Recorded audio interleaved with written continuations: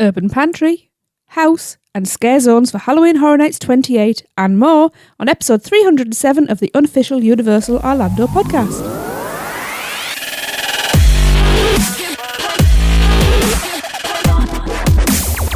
Hello everybody, I'm your host Tracy. Welcome to the show. So who have I got with me tonight? We have Lee. Hello Ron. Darren. What's up, Internet? And Chris.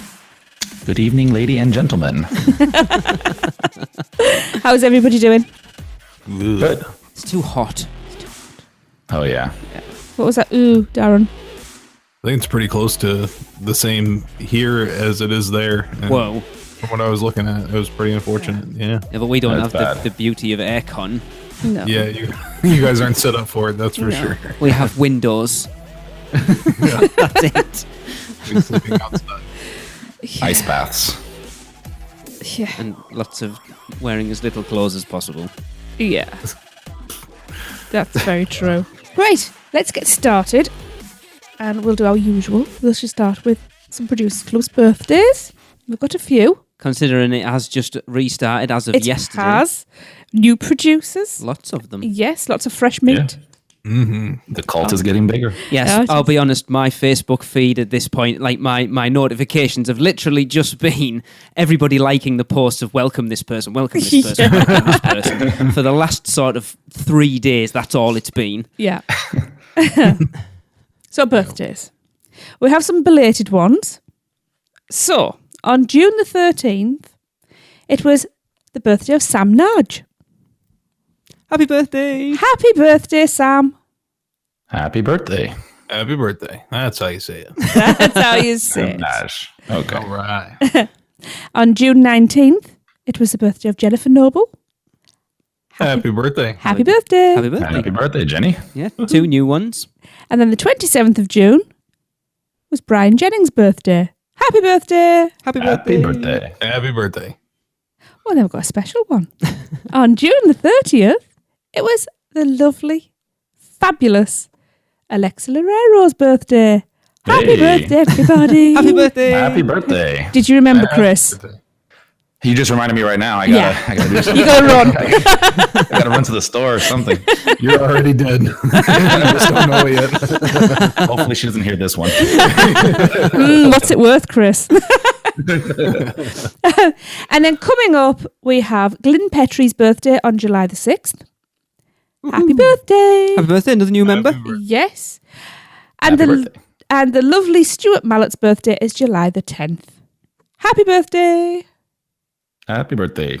Happy birthday. Happy birthday! And Stuart, I would like to say that Stuart has been, I said I'd give him a shout out on this episode because we have had website issues yes. and we have had email issues Yep. because we've finally taken proper ownership of our domain, uuopodcast.com and the podcast at uuopodcast.com email address. We We've had- rule our domain.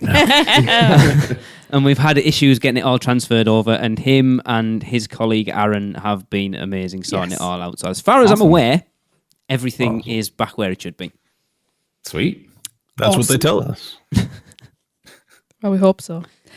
So, yes. Happy birthday, everybody. Happy birthdays. Sorry. Right. Darren, would you like to Yes. talk to us about Halloween Horror Night? Horror Night? Horror Night, which is nice. Yes. Halloween Horror Night, House, and 2 Scare Zones, please. Of course. I always love to talk about horror nights. And we get to talk about an original one as well because they've announced Slaughter Sinema, which was what we thought was, the like the retro kind of movie store kind of house, but it turns out it's actually a drive-in cinema. And it's showtime at the local drive-in. As you approach, you'll see movie trailers of what you're about to witness, filling you with dread as you make your way inside. The smell of popcorn will first hit your senses as you find yourself in a movie theater snack bar. But from there, it's all downhill for this double feature. In one film, you'll be hunted by werewolf bikers. In another, you'll come across a bloody, gut-strewn pumpkin patch. And did I mention deadly barbers? Oh, Oh. You'll find yourself screaming through the sinister cinema as you try to avoid becoming the snack of alien cannibals, creatures with tons of teeth, and a ravenous swamp yeti. Yes, you read that right. So yeah, it's like B horror movies. Awesome. I like Kinda. that. That's cool. The names weren't in there, but it's like Cult of the Beast Baby. Oh. And the other really cool thing about it is all the credits were attributed. Well, a lot of the credits could be attributed back to Universal creative team members, which is neat because they like to throw them in whenever they can. So you had like Mike Aiello, and you also had like Jack. I think it was Jack in the Box Productions for all of the movies and that kind of thing as well. Cool.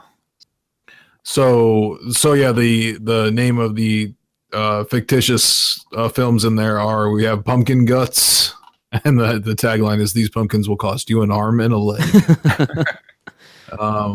And that has like Nick Collins, who I think is the scenic designer. AJ Davis is another one of the creative team members. It's also music composed by James Haddonfield on that one, so there's a lot directed by Jack J. Schmidt. There's a lot of like little nods. And then you got Amazon Cannibals from Planet Hell. And then Cult of the Beast Baby. Like I said, that one is like my favorite, I think. So, and then when you look down in the credits, Mike Aiello's in there, and there's a lot of references to like Cary, Ohio. The caretakers also mentioned my name in there as well. Awesome. So Nice. I'm hoping to see some references to them as well in this house. So really excited for this one. I think this is a great concept, and I think they can do a lot with it. I was kind of excited for that like old VHS video store vibe, but I think this is going to work out pretty well too. Yeah, that would have been quite cool, but it makes more sense, I think, as a drive-in, like a movie theatre, doesn't it? This does sound pretty cool. Yeah, Definitely. it's interesting. I know you guys are going to get into it more in the Dead Man's Digest, but it's interesting how they seem to be alternating the announcements for IP original. Yeah, and it seems to be like a lot more balanced, evened out as far as the announcements are coming as well. So they're giving us a lot more to go on, like consistently, at least anyways, than they have in the past couple of years, which is very nice. Do you think that comes down to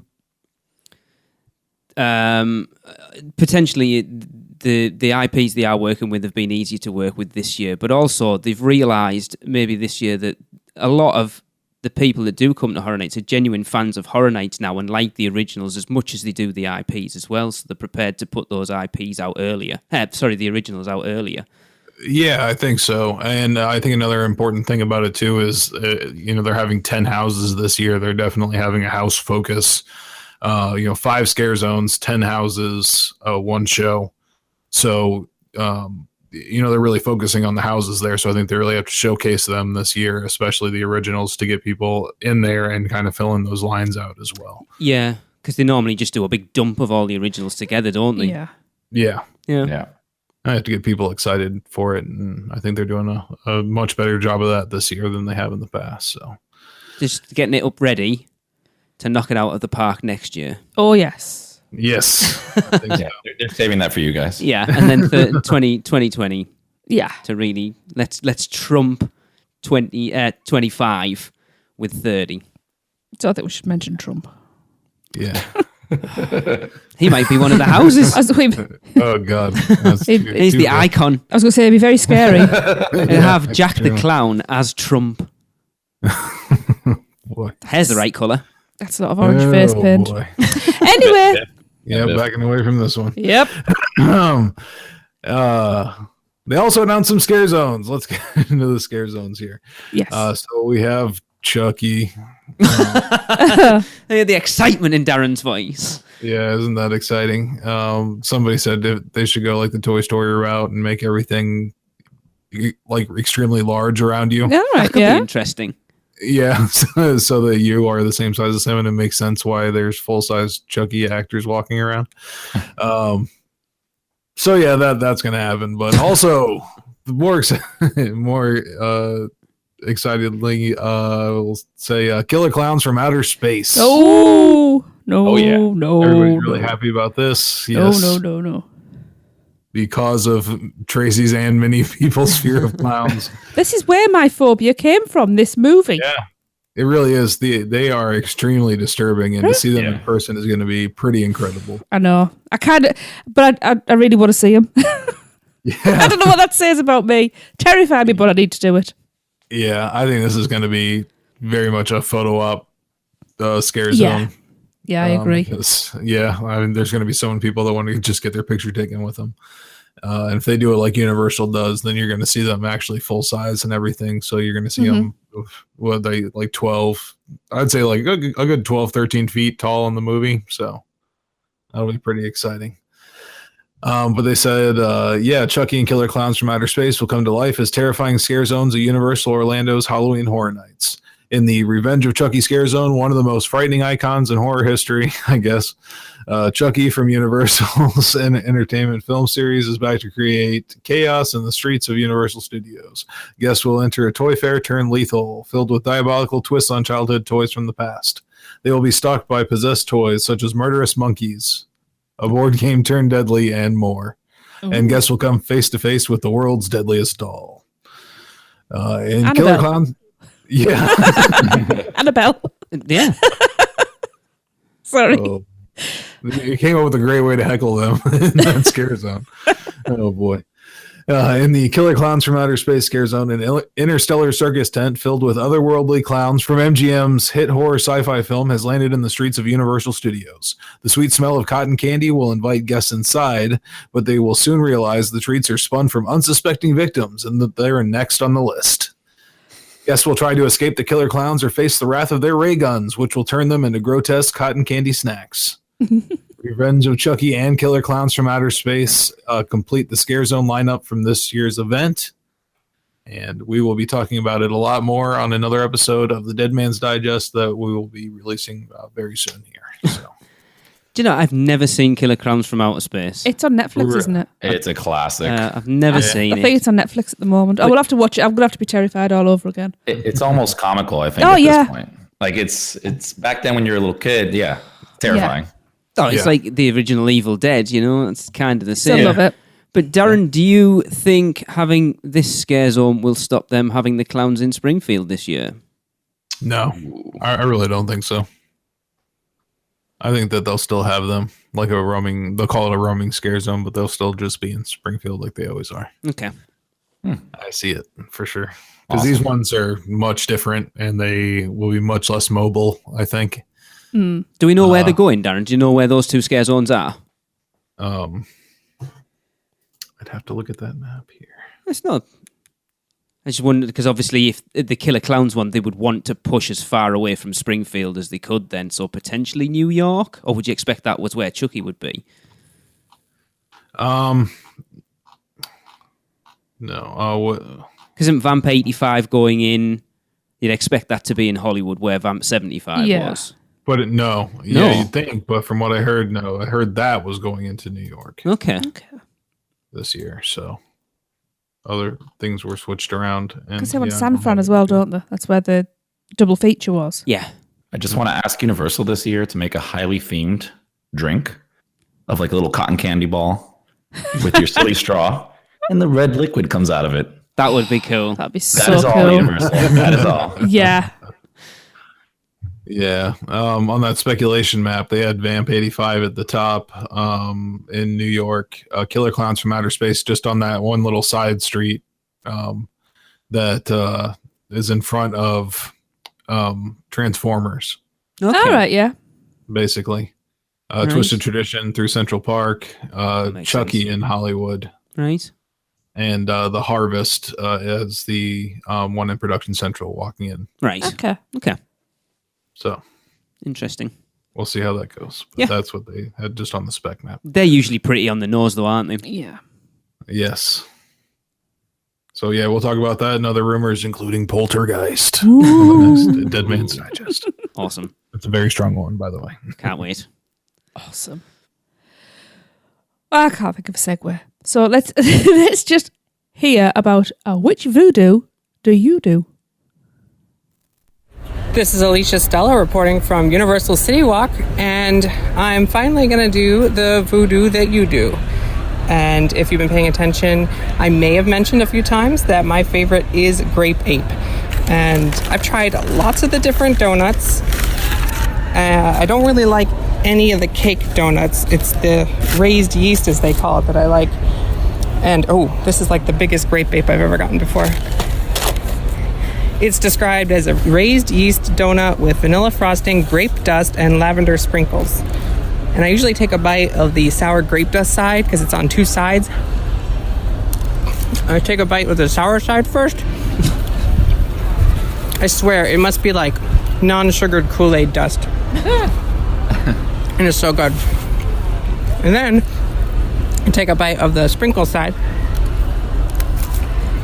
which is much sweeter.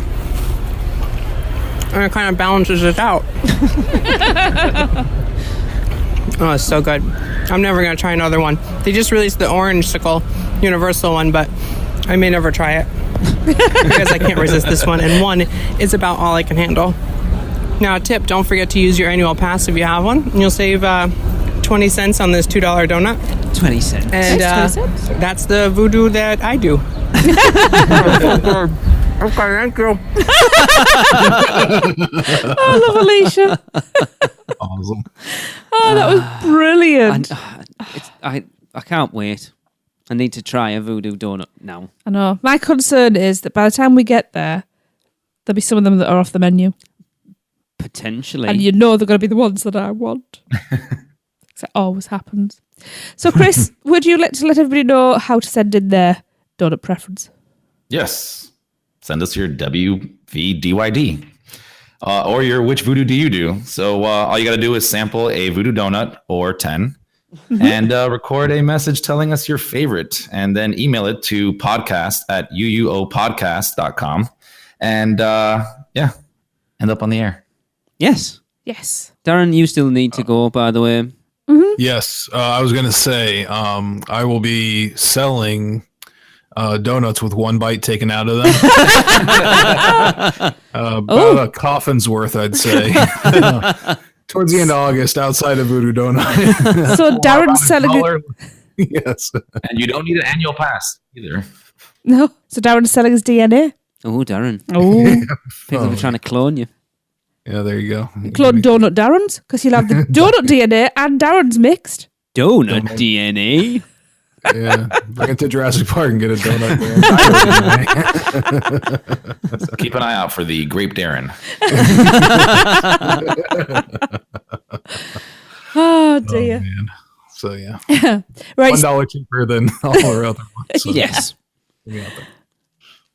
Right, sticking with Voodoo Donuts, I've got some information from Jon Self about the pre-order process. So he says, just following up about Voodoo Donuts, the mobile ordering system, or as I would call it, the pre-ordering system, still has some kinks. I would suggest you tell your listeners to call a store directly versus texting or emailing, which did not work as efficiently for us, even though that was the suggested method by a highly respected and informed Orlando source. If pre-ordering, you must get a dozen and give 2 hours notice, and this of course gets you around the queue, which can be an e-ticket type attraction wait, or e-ticket attraction type wait even, just to get in at certain times of the day. Oh, boy. Wow. So yeah, that's Yeah. yeah. I don't know who really Some good- wants donuts that desperately that you've got to call ahead and pre-order them, but whatever. Me. An hour before. Yeah. Well, it sounds like if you don't want to stand in that line. True. Yeah. 2 hours before actually. Oh, So So you pick them up on the way out the park, don't you? Like you think, right, we're leaving at 5. I'll ring at 3. We'll pick up on the way past. breakfast on Yeah. the way in. Yeah, but you're not going to be up 2 hours before you enter that park to pre-order them. No, chances are that the queue isn't that early. Shut up. Can you do them like the night before for the next morning? Maybe. If anybody wants to try that out, feel free to give them a ring and see if you can pre-order them for the next morning and let us know. That's a That'd be good cool. idea. Yeah. Cool. Okay then, let's hear from Maureen and Autism at the Park. Hi, this is Maureen Deal from Autism at the Parks, and I'm reporting for the Unofficial Universal Orlando podcast. And today I'm at Volcano Bay, and right now I'm in the River Village section, standing outside one of the entrances to the lazy river, which is called, I'm going to try to pronounce this correctly, the Copico Y Winding River. And this is a lazy river that they have inner tubes available for guests to use. And there are certain areas that you can enter, and it's a zero entry, so you don't have to go down steps. But a couple of the other entrances, you do have to go down steps. So just look on the map for the area to enter this winding river if you need a level area. It's nice floating along on the river. There's one section there that goes inside Krakatoa, the volcano, and right before you go in, you're deluged with water pouring on you from the volcano. Now, if you can maneuver your inner tube correctly, you won't get hit, but my luck, that didn't happen. I was, you feel like you're being drowned, but you're not. Anyway, but it's a fun, lazy river, and I highly recommend for everyone in the family to enjoy this. And one of the highlights of the day.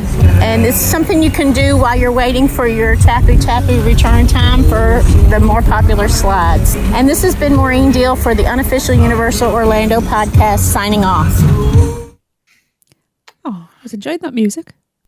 Yeah, that was nice. Yeah, Chris, you've that been was to a nice Volcano one. Bay a lot. Do you know if they sell a soundtrack CD? Not that I've seen. Oh, they should. Oh, they really should. I would listen to that Because so that much. music is awesome. It was really nice over there. The only thing I will say, and this is when, I haven't been in a while. So we were going there when it was fairly, newer than now. Not that it's old, but, we were there all day and we did notice the music looping a lot. Right. So again, I could have changed since then. Hopefully it did. But even the music that was looping was pretty awesome. Like it went all over the place and, kept you in the vibe. It's weird because they do have, I know Thomas, when they went, was it last year now? They stayed at the Royal Pacific and they were giving out soundtrack CDs for the music that's played in the lobby of the Royal Pacific because he sent us a copy of it. And there's only maybe half a dozen songs on it, but it's really good. Yeah. Yeah. So I will say, I think it's Universal. They put it together, but on Spotify, there are playlists for each of the hotels. Okay. Oh. So I'm on it right now. There is a playlist called Volcano Bay Vibes. I don't think this one's official. Somebody just kind of put together some of the songs they heard over there. But yeah, you can go on and look up like Sapphire Falls or Cabana Bay and all these different hotels. And I'm almost sure those are sponsored or, put together by Universal. Okay. Interesting. Oh, I might have to venture onto Spotify. Because it's such a shame. I know I keep saying it. We talk about that Islands of Adventure soundtrack isn't available anymore. I don't really understand. I don't understand why. Because in fairness, you've probably got more real sort of hardcore fans of those parks that would have bought it now than would have done back when it was available. Yeah. It's an excellent soundtrack. It is. As well. I love it. I'm so glad I bought a copy of it when I did, but I find it weird how they just discontinued it. Yeah, it's a bit odd. But who knows what the powers that be decide and why. Oh, yeah. So, well, that's it. Probably at the time, they weren't selling many copies of it. Yeah. And now, they'd sell an absolute I'm shed surprised load. it's not available as a digital download, to be honest. I bet you if they put it out on vinyl, it'd probably sell. Oh, yes. Oh, yeah. That with all the crackles on it. Yeah. I love my vinyl. Darren, would you like to tell us about spews? Because we haven't got any. Yes.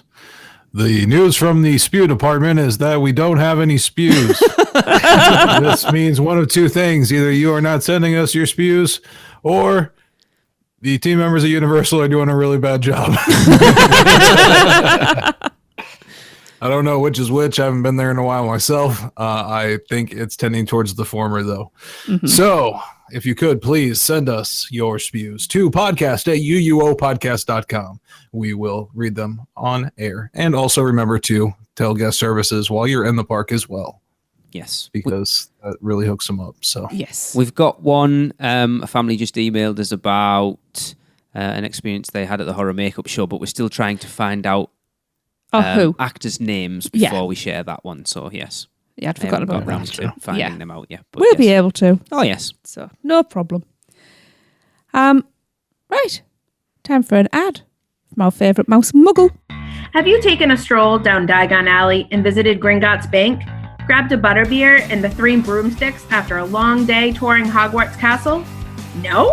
Then what are you waiting for? Let our team of experts help make your dream a reality. At Mouse and Muggle Travel Company, we specialize in all things Universal Resort and promise to do our very best to put together a vacation package that fits your needs, wants, and budget. We specialize in Disney destinations as well. So if you're ready to get started planning your next family vacation, let Mouse and Muggle Travel Company do all the hard work for you. Just visit us at mouseandmuggle.com to fill out a no-obligation quote request or send an email to info@mouseandmuggle.com. And remember, whether you're a mouse or a muggle, Mouse and Muggle Travel Company can help make your next vacation simply magical. Welcome back. And Lee, I believe you want to jump in and talk to us about something. Yeah, I know we talked about Cinematic Celebration a couple of weeks ago where we were speculating on the area in Central Park that was being created for people to watch it, yes. basically, and we were sort of speculating over it being seats and bleachers. Well, apparently it's not. It's standing room only. Oh, okay. And that was confirmed by a source extremely close to that project. Okay. Makes sense. I kind of like that. I like that better. Now, the two... I know Mike Aiello had done a couple of interviews, and it seems that we've had discrepancies between the actual amount. One article said 600 and something. Wow. The other one said 6,500. So I can't see. I'm not being funny, but 6,500. Are we talking people on shoulders? On shoulders? No idea. Yeah, I can't see it being that. I think somebody's added an extra zero by I'm accident. assuming it's going to be just sort of steps like in front of City Walk that goes down to the lagoon, which makes sense. It does.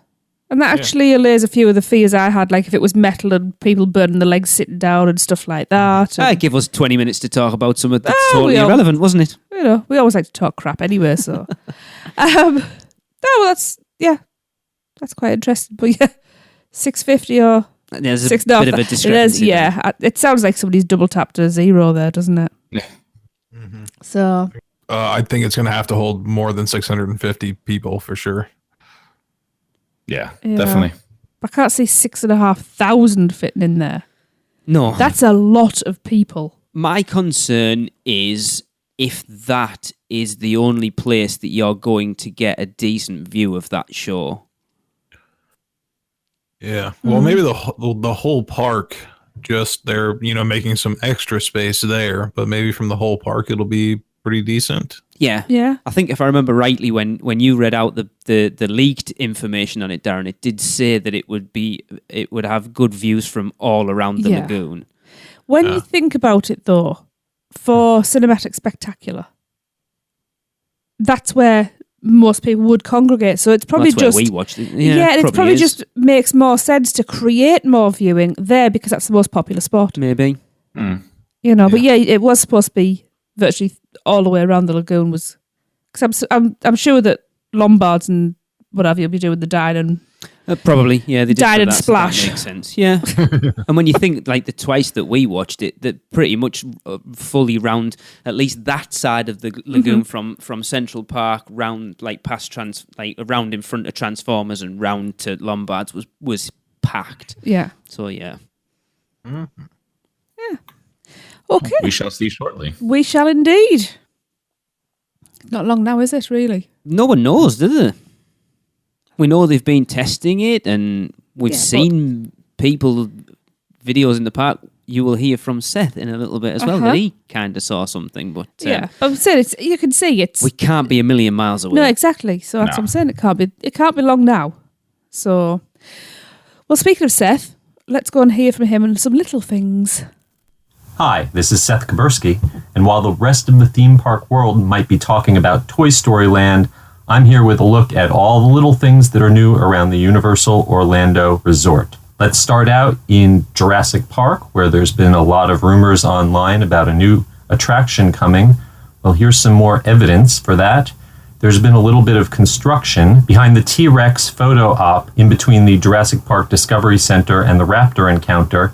there's been some improvements made to the employee-only backstage path. This path leads into the old Triceratops encounter, and not so coincidentally, props from the queue of the old attraction have recently appeared in the Williams of Hollywood prop shop for sale at Universal Studios Florida. So if you want to pick up some reminders of the old Triceratops encounter and get ready for a new attraction that's probably coming to Jurassic Park, stop by and shop away. Over at Universal Studios Florida, the big news is that Universal Orlando's Cinematic Celebration Lagoon show is coming along nicely. I stuck around the other night when the park closed at 10 p.m. and got to see some testing of the fountains and mist screens for the Lagoon show around 10:30. I only got to see a few minutes of it before security swept me and the rest of the guests out the exit, but I was really impressed with what I saw and can't wait to see the full show, hopefully sometime soon. A little bit of bad news for those of you who are frequent guests at the Lowe's hotels that are on site at Universal Orlando.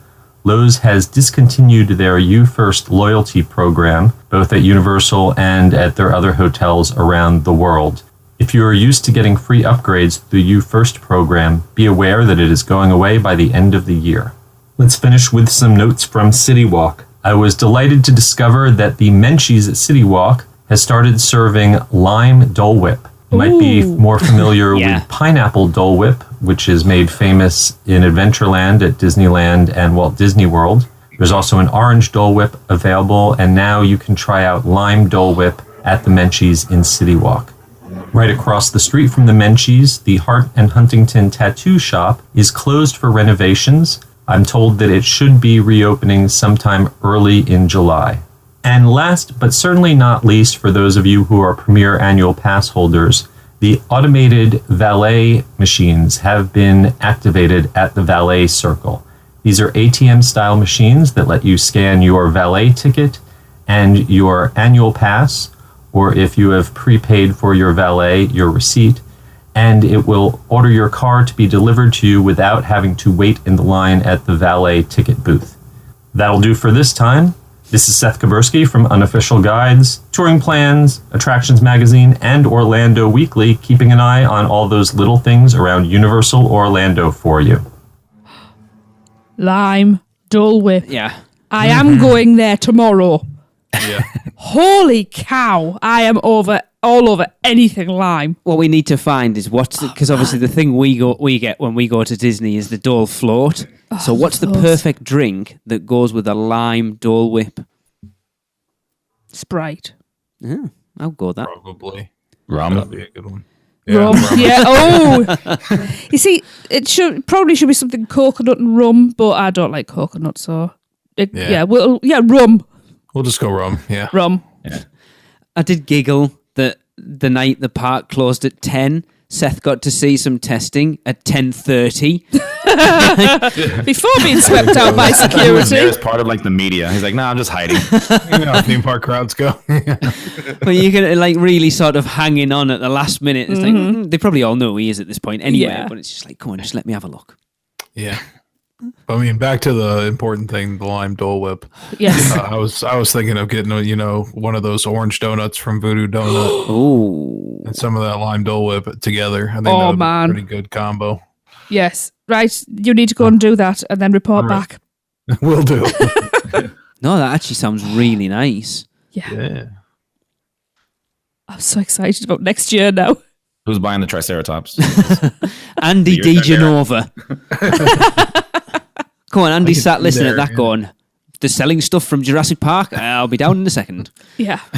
I would I like can be something there in from an there. hour and a half. I think I can make this happen tonight. And then, Andy, I've got some stuff that was in the extended queue for the Triceratops encounter if you'd like to buy it. Marked up, of course. Oh, I don't know. I can't wait to get in Williams of Hollywood. I've determined that next time we get out, I'm buying something We'll have to from have it there. shipped home. No, even if it's just something small, I don't care. I want something that's been part of a ride or something at the park, just so I can say I've got something. Every time I find something, I'm like, oh, hey, this is kind of affordable. It's like, oh, this wasn't actually in the park at all. Yeah. Those other props that they brought in. Man, dang it. Next time. Yeah. So that's the rule of thumb then. If you can't afford it, it's a genuine prop. Yeah. Yeah, exactly. Okay. If it's $300 for a wooden crate, it's genuine. Yeah. Right. Bear that in mind. Right, Chris, are you going to talk to us about the urban pantry at Aventura? Oh, yes. Yes. Let's continue talking about food. Darren, Oh, get your yes. tissues ready to start Salivating. mopping up the saliva. Yes. Yeah, I already told Darren before the show I may have to just crash when he goes over there with Nina. Because this place sounds pretty cool. So, Universal has revealed details on the modern food hall that will be part of the new Aventura Hotel. It's called Urban Pantry. So, inspired by world-famous food halls and markets found in major cities like San Fran and London, Urban Pantry fits perfectly into the contemporary and stylish vibe at Aventura Hotel. While you'll find me at the rooftop bar and grill, Bar 17 Bistro at night, Urban Pantry will be the perfect gathering spot for breakfast, lunch, and dinner. With plenty of seating and large floor-to-ceiling windows, you can take in the natural sunlight and enjoy the views of the pool while you eat. Here's what you can expect. There's a roast station, which will feature entrees like cuts of lamb and prime rib, plus chicken, salmon, and paella. You can pair these dishes with sides like quinoa, couscous, roasted marble potatoes, spinach, and seasonal vegetables. Sounds good. Yeah. At the pizza station, you can watch chefs create mouth-watering pizzas topped with gourmet ingredients like prosciutto and smoked salmon. These are baked in high-temperature stone ovens with seatings designed to let you watch your pie in the making. Awesome. For dessert, why don't you indulge in a gelato sandwich, a pressed sweet bread bun filled with hazelnut chocolate and gelato. That sounds weird. I will. Darren, Darren's just going, yes. You had me until the last word, which was chocolate. I just thought in a sandwich. Tracy, we're just halfway there, guys. Oh, that's good. Good. Way more stuff coming. Good. So, you also have a wok station, which lets you customize a hearty, healthy bowl of fresh ingredients. Choose stir fry or ramen style, and then pick your protein like steak, chicken, shrimp, or tofu, and top it off with your choice of vegetables. Can I just say, you did just lose me at healthy. And we can also deep fry that entire bowl for you. Awesome. No, right, back on board now. This station will also offer a selection of sushi and appetizers like tuna poke, crab spring rolls, and dumplings. And last but not least, the burger station. Serves delicious handhelds with your choice of grass-fed beef, black Angus beef, turkey burger, or vegetarian burger garnished with an assortment of cheese and toppings like aged Gouda, bacon and fig jam, and roasted mushrooms. Yes, please. Two things I'm allergic to. Bacon and figs. And that's on the veggie. They don't have to. I know, it's kind of, they're trying to kill me. I'll If just you're have a craving lime. seafood, you can dive into the Florida grouper sandwich. Don't forget to add a pickle, french fries, and savory dipping sauces. You also have the option of pairing your urban pantry dish with a perfectly paired drink. So each food station is going to serve wine and beer themed to the cuisine design to complement the flavors of your meal. Okay. So for example, let's say you can get an Asian beer and sake at the wok station. Nice. Almost everything at Urban Pantry will be made from scratch, which means you'll get the highest quality, best tasting food. And not only will the food taste delicious with select organic and all natural ingredients, it will be good for you too. And if you have special dietary needs, you can talk directly to your chef cooking your meal. So it's made just right. Oh, Darren, are you still with us?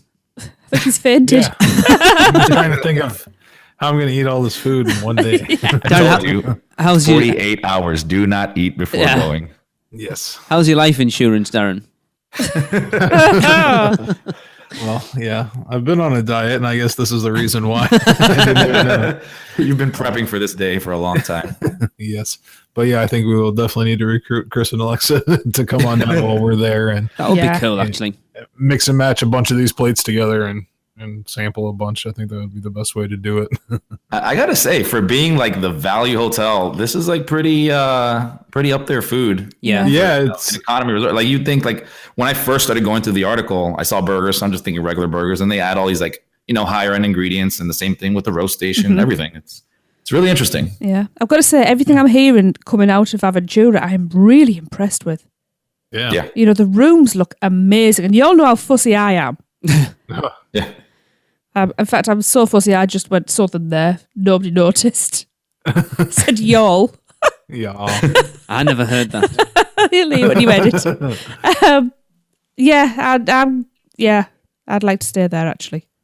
Yeah, definitely. But this is taking that, like the diner thing, like they have like the Bayliner diner over at Cabana Bay, and just kind of like taking it a little bit more upscale, I'd say. And a little modern chic dining. Yeah.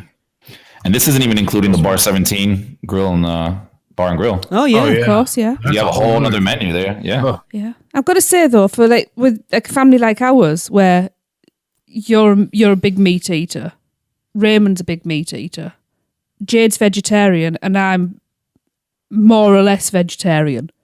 There's plenty of selection, so there is definitely something for everybody. I thought it was interesting, the burger station, because usually it's either a veggie burger or a beef burger. Yeah.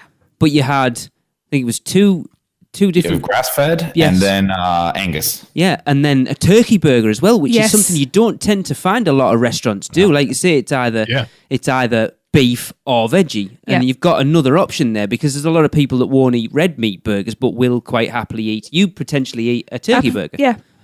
Yeah, it's a great idea. I mean, I think it works really well for them over at Cabana Bay. When I've gone there with my family, it's exactly like that. Everybody kind of wants something different. Great. Go to your station, go get what you want, and then come back and meet at the dinner table. Yeah. Yep. Yeah. Perfect for families with kids. Yeah. Absolutely. Especially because you send your kids down there and then you go to Bar 17. rooftop bar. Well, it's like taking a different park into consideration. I don't know if you guys have ever eaten in the little food court that's in Antarctica in SeaWorld. Yes. Yeah. I have. Yes. Similar thing. And the food was really good. I like it there. And this is a similar sort of thing. But again, unlike, it's a hotel restaurant, but I think it sounds good enough. And I'd be interested to see how you actually get on with it when you go, Darren. But it sounds good enough that it's another option that potentially, even if you're just visiting the park, it throws another food option in there. You think, do you know what? I know there's all this stuff in City Walk and there's stuff in the parks, but it's another hotel restaurant that's potentially a destination for people, rather than just being for people who are staying in that hotel. Yeah. I think so. Yeah. I would agree with that. I mean, we love at Cabana Bay. It's like they have these cinnamon rolls over there that I prefer over any other ones in the park. Interesting. And it's just and they serve it only in the morning. So we've actually gone there to Cabana Bay when we're not staying to grab like one of those and like a breakfast sandwich and then head into the park. Nice. They must be good. But You can try it tomorrow, Tracy. Yes, I will. like you said, it is interesting that is their lowest sort of level on-site hotel, yet everything about it does not scream cheap. No, it looks high end and sounds high end. I'm impressed. Me Sounds too. like, can it be August yet, please? Right. 1 month away. Can't believe we're only 1 month away from August already. I know this year's flying by. Yeah.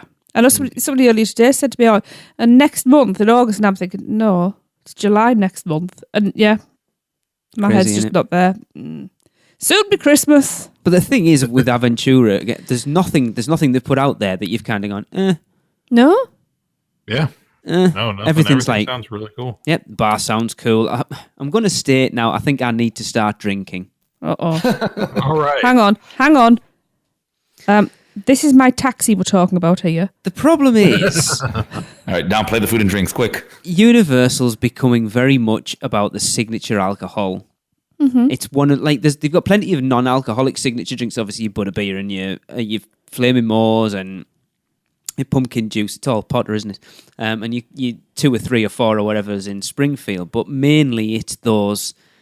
It's the triple. It's your Dragon Scale. All your thousands of them that are in NBC, and then you've got cocktail in bar 17, and then the same in here, and the rum flights and at stuff like that. Fat Tuesdays. Yep. I think I need to Find a girl's drink. gain that's tolerance of it at least. I don't think I'll ever get into drinking like a lager or a beer, but just at least so I can try. Do you know, we only had this conversation the other day, and everything you poo-pooed it all, and I said try rum. I bet you've only had bloody Bacardi. We take you down a dark hole, man. To all you kids listening, hi. Yes.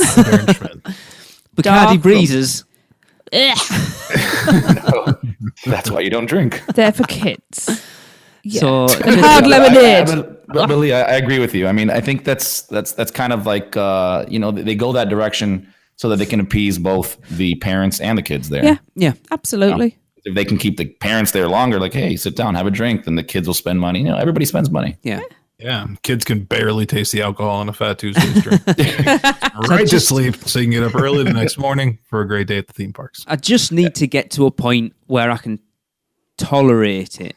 I'm not talking about going out and getting smashed. No, but I to don't be drink able to to get have smashed. a drink with a meal. Yeah. At least try those things out. Yeah. Yeah. Sometimes the pairing thing really does.